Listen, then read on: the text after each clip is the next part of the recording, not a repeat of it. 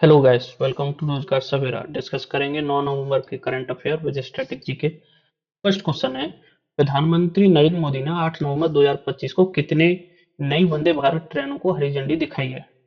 तो 4 नई वंदे भारत ट्रेन शुरू की गई। ऑप्शन सी इसका राइट आंसर होगा। पीएम मोदी ने 8 नवंबर 2025 को वाराणसी दौरे पर, वाराणसी जो कि इनका लोकसभा क्षेत्र भी है, बनारस खजुराहो वंदे भारत समेत कई बनारस खजुराहो वंदे भारत समेत कुल 4 नई वंदे भारत एक्सप्रेसवे ट्रेनों का उद्घाटन किया है। तो ये कौन कौन से मार्ग से चलेंगी? बनारस खजुराहो एक, दूसरी है लखनऊ सहारनपुर, और तीसरी है फिरोजपुर दिल्ली, और फोर्थ है एर्नाकुलम और बेंगलुरु से।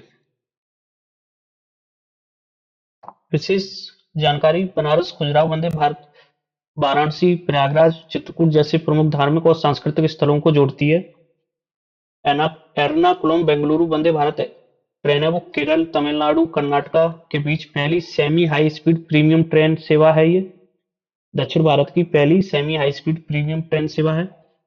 इसके अलावा इन नई ट्रेनों के साथ देश में वंदे भारत ट्रेनों की कुल संख्या 164 हो गई है। वंदे भारत ट्रेन के बारे में और जानते हैं, तो इस ट्रेन को पहले ट्रेन 18 के नाम से जाना जाता था, क्योंकि यह 2018 में बनकर तैयार हुई थी, इसलिए पहले इसका नाम ट्रेन 18 था। यह भारत की पहली पूरी तरह से स्वदेशी रूप से डिजाइन निर्मित सेमी हाई स्पीड ट्रेन है, जो मेक इन इंडिया का प्रतीक है। इसका निर्माता कौन है, इसे कौन बनाता? तो चेन्नई में स्थित इंटीग्रल कोच फैक्ट्री के द्वारा ही निर्मित की जाती है। और पहली वंदे भारत एक्सप्रेसवे 15 फरवरी 2019 को पीएम नरेंद्र मोदी ने नई दिल्ली और वाराणसी के बीच हरी झंडी दिखाई थी। यानी पहली वंदे भारत ट्रेन नई दिल्ली से वाराणसी के बीच चलाई गई 15 फरवरी 2019 को। इसके अलावा इसकी जो स्पीड है, गति है, वो 180 किलोमीटर प्रति घंटा है, जो परीक्षण के दौरान हासिल की गई थी। और इसकी अभी जो परिचालन गति है, ऑपरेशनल स्पीड है, वो आमतौर पर 130 से 160 किलोमीटर प्रति घंटा तक सीमित है, जो ट्रैक की स्थिति पर निर्भर करती है। इसकी सुरक्षा प्रणाली देखते हुए स्वदेशी रूप से विकसित कवच, जो भारत ने खुद विकसित किया है, कवच ट्रेन टक्कर बचाव प्रणाली से लैस है, जिससे दुर्घटनाओं की संभावना कम होती है। ट्रेन में आमतौर पर 16 वातानुकूलित कोच होते हैं, जिसमें 2 एग्जीक्यूटिव क्लास कोच भी शामिल हैं। इसे भारतीय रेलवे के आधुनिकीकरण में एक महत्वपूर्ण कदम माना जाता है, और यह शताब्दी एक्सप्रेसवे ट्रेनों का स्थान लेने के लिए डिजाइन की गई है। नेक्स्ट क्वेश्चन है, एलन मस्क की कंपनी स्टारलिंक के साथ सैटेलाइट ब्रॉडबैंड के लिए साझेदारी करने वाला भारत का पहला राज्य कौन सा बन गया है? तो ये महाराष्ट्र बना है। ऑप्शन ए इसका राइट आंसर हो जाएगा।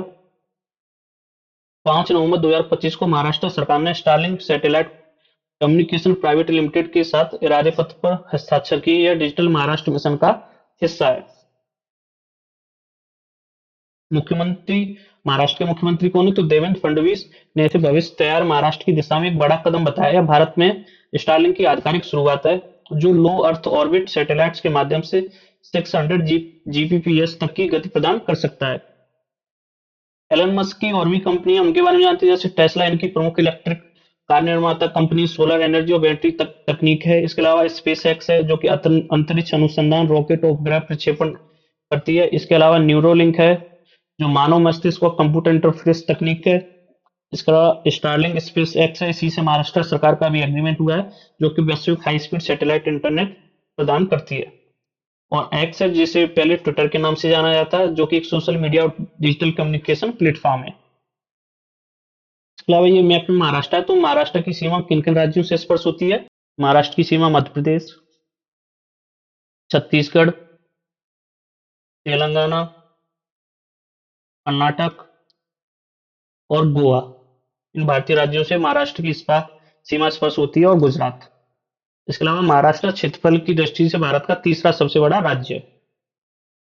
तो प्रथम 3 राज्य कौन से हैं? राजस्थान, मध्य प्रदेश, महाराष्ट्र, और फोर्थ पे आता है उत्तर प्रदेश। नेक्स्ट क्वेश्चन है, भारत की सबसे बड़ी भूतापीय ऊर्जा प्रौद्योगिकी पायलट परियोजना इस राज्य केंद्र शासित प्रदेश में स्थापित करने की घोषणा की गई है। तो ये भारत की सबसे बड़ी भूतापीय ऊर्जा प्रौद्योगिकी, जो कि पायलट परियोजना के तौर पर लद्दाख में शुरू की जा रही है। ऑप्शन सी इसका राइट आंसर होगा। एनर्जी एफिशिएंसी सर्विस लिमिटेड ने लद्दाख में भारत की सबसे बड़ी भूतापीय ऊर्जा परियोजना स्थापित करने की घोषणा की है। इसका उद्देश्य क्या है? तो पर्यटन सुविधाओं जैसे होटल, रिसोर्ट्स में ऊर्जा खपत को 50% से अधिक कम करना, ग्रीन हाउस गैस उत्सर्जन घटाना और सत्ता आर्थिक विकास को बढ़ावा देना। इसके अलावा लद्दाख से संबंधित फैक्ट भी जानते हैं। जैसे लद्दाख भारत का क्षेत्रफल की दृष्टि से सबसे बड़ा यूनियन टेरिटरी है। एरिया की दृष्टि से भारत का सबसे बड़ा यूनियन टेरिटरी है, पहले नंबर पे आता है क्षेत्रफल की दृष्टि से। तो लद्दाख को 31 अक्टूबर 2019 में जम्मू कश्मीर पुनर्गठन अधिनियम के अंतर्गत केंद्र शासित प्रदेश बनाया गया था लद्दाख को। और लद्दाख के वर्तमान में उपराज्यपाल कौन है? तो यहाँ के वर्तमान में उपराज्यपाल कविंदर गुप्ता हैं। क्योंकि यूनियन टेरिटरी तो यहाँ पे उपराज्यपाल होंगे। कविंदर गुप्ता यहाँ के वर्तमान में उपराज्यपाल हैं। लद्दाख में 2 जिले हैं, लेह और कारगिल। और लेह भारत का एक ऐसा जिला है जहां भारत में सबसे कम बारिश होती है। भारत में सबसे कम बारिश वाला जिला लेह है।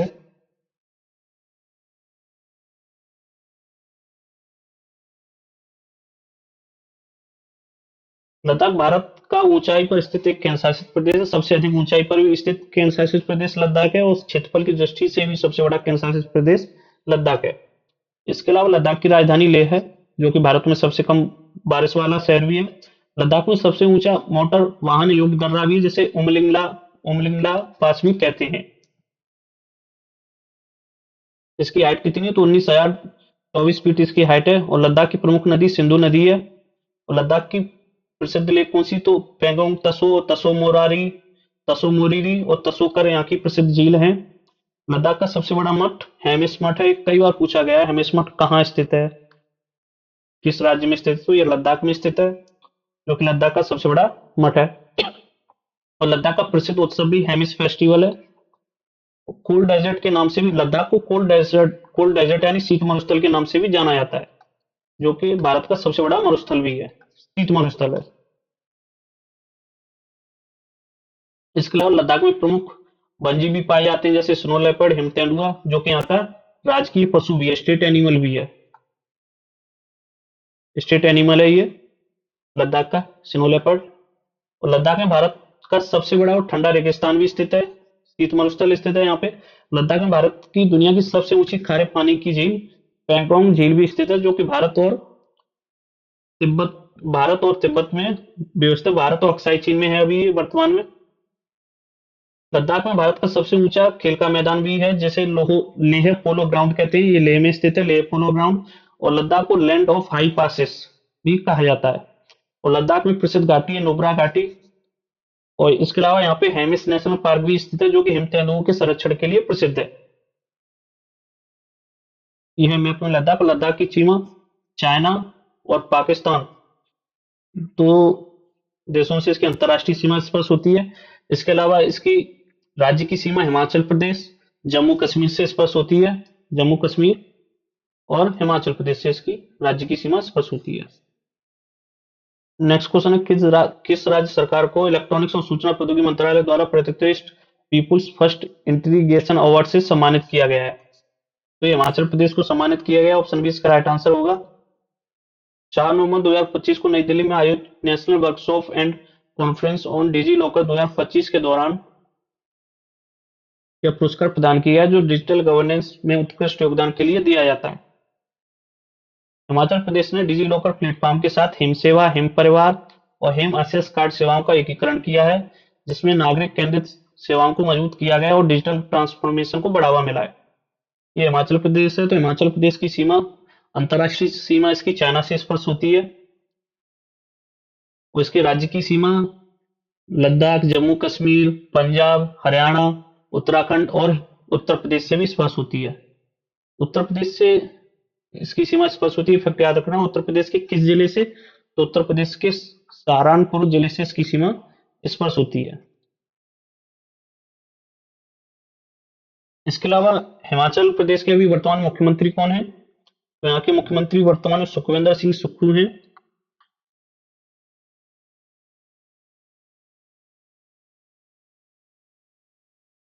ये यहाँ के सीएम है।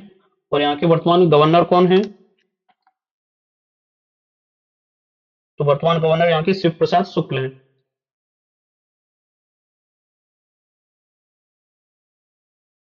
ये फैक्ट भी याद रखने, यहाँ के सीएम वर्तमान में सुखविंदर सिंह सुक्खू हैं और गवर्नर यहाँ के शिव प्रसाद शुक्ल हैं। इसके अलावा यहाँ पे राज्यसभा, लोकसभा और विधानसभा की सीट्स भी देखते हैं। जैसे राज्यसभा की यहाँ पे 3 सीट हैं, लोकसभा की 4 हैं और विधानसभा की 68 सीट्स हैं। 3 4 68 इसी तरीके से याद रखने हैं। 3 4 68, 3 राज्यसभा, 4 लोकसभा और 68 विधानसभा। नेक्स्ट क्वेश्चन है, अमेजन फेस परियोजना किस देश में शुरू की गई है? तो ब्राजील में शुरू की गई। अमेजन नदी जो कि ब्राजील से होकर बहती है। अमेजन फेस प्रोजेक्ट एक पर्यावरणीय अनुसंधान परियोजना है। इसे ब्राजील के अमेजन रेन फॉरेस्ट में मानाकुअस क्षेत्र के पास से शुरू किया गया है। इस परियोजना का उद्देश्य यह अध्ययन करना है कि बढ़ते कार्बन डाइऑक्साइड स्तर का अमेजन के जंगलों और पौधों पर क्या प्रभाव पड़ेगा। यह परियोजना ब्राजील सरकार, विज्ञान संस्थान और अंतर्राष्ट्रीय वैज्ञानिक संस्थाओं की साझेदारी से चल रही है। यह दुनिया में सबसे बड़ी जलवायु परिवर्तन अध्ययन प्रयोगशालाओं में से एक है। इसका मुख्य कारण ग्लोबल वार्मिंग की स्थिति में पेड़ों की कार्बन एब्जॉर्बेशन की क्षमता को समझना है। ब्राजील से संबंधित और फैक्ट भी जानते हैं। जैसे ब्राजील दक्षिण अमेरिका का सबसे बड़ा देश है और ब्राजील की राजधानी ब्राजीलिया है और यहाँ की करेंसी क्या है? तो ब्राजीलियन रियाल यहाँ की करेंसी है। ब्राजील की आधिकारिक भाषा पुर्तगाली है। याद रखना यहाँ पे स्पेनिश भाषा नहीं बोली जाती है। तो यहाँ की ऑफिशियल लैंग्वेज क्या है? पुर्तगाली। ब्राजील में बहने वाली मुख्य नदियों में अमेजन नदी है जो विश्व की दूसरी सबसे लंबी नदी है। तो विश्व की सबसे लंबी नदी कौन सी है? पहली तो नील नदी है, वो नाइल रिवर। और दूसरी सबसे लंबी नदी अमेजन नदी है। ब्राजील का सबसे बड़ा शहर साओ पाउलो है। अमेजन वर्षावन दुनिया का सबसे बड़ा उष्णकटिबंधीय वर्षावन है जो ब्राजील में स्थित है। ब्राजील को coffee bowl of the world भी कहा जाता है क्योंकि दुनिया में सबसे बड़ा कॉफी का उत्पादक ब्राजील ही है। ब्राजील का राष्ट्रीय खेल फुटबॉल है और ये सबसे अधिक फीफा विश्व कप जीतने वाला देश भी है, जिसने 5 बार फीफा विश्व कप जीता है। ब्राजील में हाल ही में शुरू किए गए जलवायु परियोजना Amazon face project carbon dioxide के प्रभाव का अध्ययन करना, यही हमारा प्रश्न था। तो ब्राजील को लंग्स ऑफ द अर्थ, पृथ्वी के फेफड़े भी कहा जाता है अमेजन वन के कारण। इसके अलावा ब्राजील दक्षिण अमेरिका में सभी देशों से सीमा स्पर्श करता है सिवाय 2 देशों के, चिली और इक्वाडोर को छोड़ के बाकी सभी देशों से ब्राजील की सीमा स्पर्श होती है। ये मैप में आप देख रहे हैं। तो यहाँ पर है ये इक्वाडोर और ये है चिली। तो चिली और इक्वाडोर को छोड़कर बाकी सभी देशों से इसकी सीमा स्पर्श होती है। इसके अलावा दक्षिण अमेरिका में 2 लैंडलॉक्ड कंट्री हैं, तो वो बोलीविया और पराग्वे हैं। बोलीविया और पराग्वे 2 लैंडलॉक्ड कंट्री हैं, बाकी सभी की सीमा समुद्र से स्पर्श होती है, जल से स्पर्श होती है। तो बोलीविया और पराग्वे 2 लैंडलॉक्ड कंट्री हैं। इसके अलावा 2 ऐसे देश हैं जिनकी सीमा ब्राजील से स्पर्श नहीं होती है, तो इक्वाडोर और चिली। ये फैक्ट भी याद रखनी है। नेक्स्ट क्वेश्चन है, हाल ही में अवनी लेखरा ने पैरा शूटिंग विश्व कप 2025 में स्वर्ण पदक जीता है। यह टूर्नामेंट कहाँ आयोजित किया गया था? तो ये दुबई में आयोजित हुआ था। ऑप्शन सी इसका राइट आंसर हो जाएगा। दुबई में आयोजित पैरा शूटिंग विश्व कप 2025 में भारतीय पैरा निशानेबाज अवनी लेखरा ने स्वर्ण पदक जीता। और ये किस राज्य से संबंधित है? तो ये राजस्थान से संबंधित है।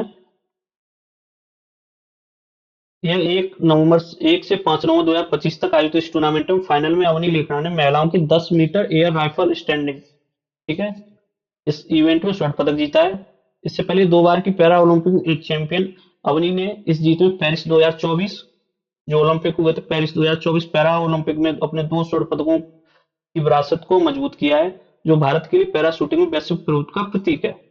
और लॉस एंजलिस 2028 में ओलंपिक गेम होंगे। कहाँ पे होंगे? तो लॉस एंजलिस में, जो कि यूएसए में स्थित है, के लिए क्वालिफिकेशन में भी सहायक साबित हुआ है। नेक्स्ट क्वेश्चन था, loneliness of Sonia and Sunny नामक किताब किसने लिखी है, जिसे बुकर पुरस्कार के लिए चयनित किया गया है? ये अभी चयनित हुए हैं, ठीक है, अभी इन्हें मिला नहीं है, नामित नहीं किए, चयनित किए गए सिर्फ ये। तो ये किरण देसाई हैं। ऑप्शन ए इसका राइट आंसर होगा। किरण देसाई ने the loneliness of Sonia and Sunny नामक किताब लिखी है, जिसे बुकर पुरस्कार 2025 के लिए शॉर्टलिस्ट किया गया है। किरण देसाई का जन्म नई दिल्ली में हुआ था और वे 2006 में इन्होंने एक पुस्तक लिखी थी, द इनहेरिटेंस ऑफ लॉस के लिए बुकर पुरस्कार 2006 का जीत चुकी हैं, जो उनकी दूसरी उपन्यास थी। अब वे न्यूयॉर्क में रहती है और उनका ये तीसरा उपन्यास है जिसमें लगभग 700 पेज हैं। बुकर पुरस्कार के बारे में जानते तो इसकी स्थापना 1969 लंदन में हुई थी और यह पुरस्कार अंग्रेजी भाषा में लिखे गए सर्वश्रेष्ठ उपन्यास को दिया जाता है जो कि यूनाइटेड किंगडम और आयरलैंड में प्रकाशित हुआ हो। नेक्स्ट क्वेश्चन है, आदिवासी स्वतंत्रता सेनानियों को समर्पित भारत के पहले पूर्ण डिजिटल संग्रहालय का उद्घाटन कहाँ किया गया है? तो ये नया रायपुर में किया गया, छत्तीसगढ़ में। ऑप्शन सी इसका राइट आंसर होगा। आदिवासी स्वतंत्रता सेनानियों को समर्पित भारत के पहले पूर्ण डिजिटल संग्रहालय का उद्घाटन छत्तीसगढ़ के नया रायपुर, जिसे अटल नगर के नाम से भी जाना जाता है, में किया गया है। इसका आधिकारिक नाम है तो संग्रहालय का नाम शहीद वीर नारायण सिंह स्मारक एवं जनजातीय स्वतंत्रता सेनानी संग्रहालय रखा गया है। यह देश का पहला पूर्ण डिजिटल आदिवासी संग्रहालय है। तो छत्तीसगढ़ राज्य की स्थापना कब हुई थी? तो छत्तीसगढ़ राज्य की स्थापना 1 नवंबर सन 2000 को हुई थी और भारत का ये 26वां राज्य बना था।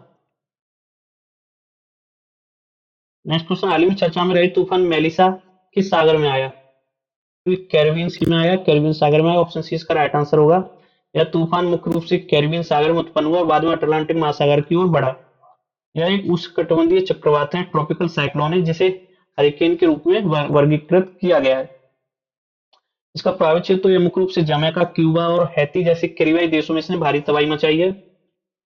तूफानों के स्थानीय नाम भी जानते हैं, जैसे अटलांटिक महासागर, कैरिबियन सागर और पूर्वी प्रशांत महासागर में आने वाले चक्रवाती तूफानों को हरिकेन कहते हैं। पश्चिमी प्रशांत महासागर, जिसमें चीन सागर, जापान के पास के क्षेत्र में आने वाले चक्रवाती तूफानों को टाइफून कहते हैं। और हिंद महासागर, बंगाल की खाड़ियों और अरब सागर में आने वाले चक्रवाती तूफानों को साइक्लोन कहते हैं। उत्तर पश्चिमी ऑस्ट्रेलिया में आने वाले चक्रवाती तूफानों को विली विली कहते हैं और फिलीपींस में आने वाले चक्रवाती तूफानों को बागुइयो कहते हैं। ये फैक्ट भी याद रखनी, कई बार ये जोड़ी मलाओं के रूप में पूछे जाते हैं। टोर्नेडो एक अलग प्रकार का तूफान है जो भूमि पर बनता है और अक्सर पश्चिम अफ्रीका और दक्षिण अमेरिका के गिनी द्वीप समूह में भी देखा जाता है। विश्व मौसम विज्ञान संगठन विभिन्न क्षेत्रों के लिए तूफानों का नामकरण और प्रबंधन करता है और विश्व मौसम विज्ञान संगठन का हेडक्वार्टर कहाँ स्थित है? तो जेनेवा में।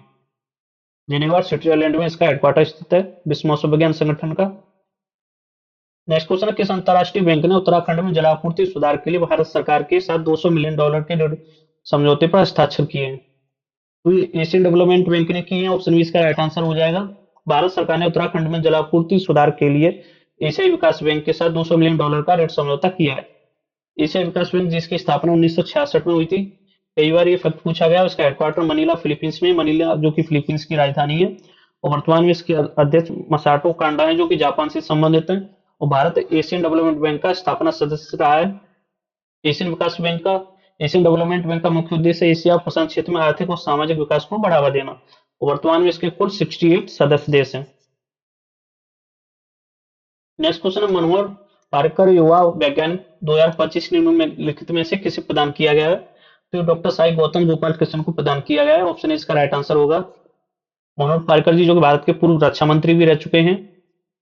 डॉक्टर साई गौतम गोपाल कृष्ण भारतीय विज्ञान संस्थान बेंगलोर में सामग्री इंजीनियर विभाग में एसोसिएट प्रोफेसर हैं। उन्होंने कंप्यूटर नेशनल सामग्री विज्ञान में उल्लेखनीय योगदान दिया है।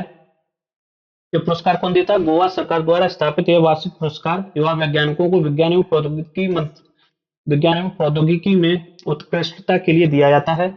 यह पुरस्कार 2022 में स्थापित हुआ था, जिसका पहला विजेता डॉक्टर माधवराज एस थे जो कि इसरो से संबंधित थे। और यह युवाओं को समाजोपयोगी अनुसंधान के लिए प्रेरित करता है।